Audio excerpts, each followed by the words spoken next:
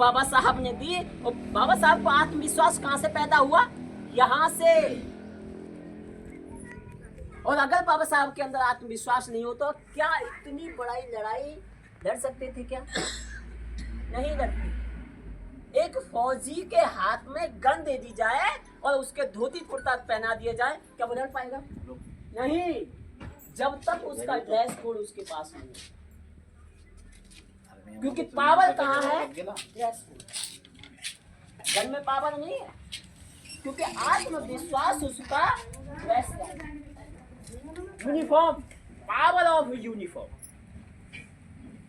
इसलिए कहा जाता है बच्चों को भी अक्सर दो लोग हमें अक्सर टाई में नजर आते हैं। पहला स्टूडेंट और दूसरा बिजनेसमैन।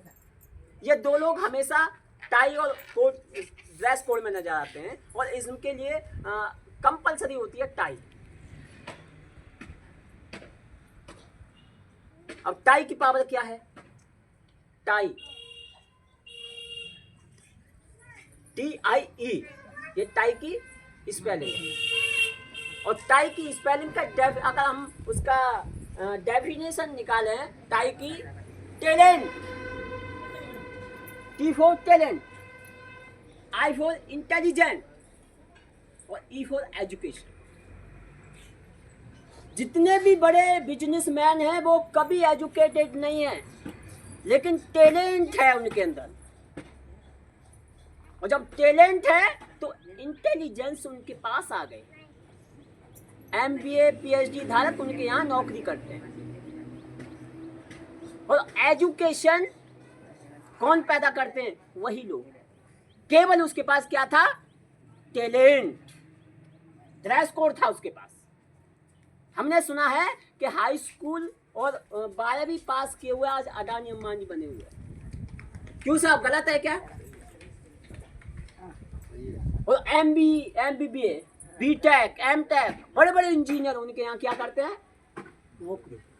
क्योंकि टैलेंट है। और इंटेलिजेंस क्या है? नौकर। और एजुकेशन वो करते हैं जो खुद एजुकेटेड नहीं है, वो एजुकेशन की बात करते हैं। तो कहां से आया ये?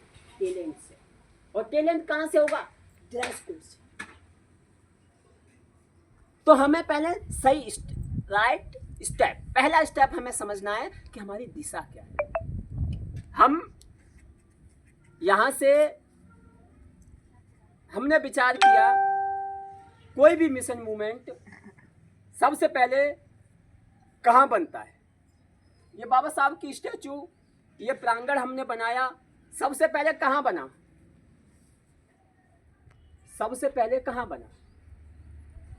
ये मिशन की पूरी रूपरेखा।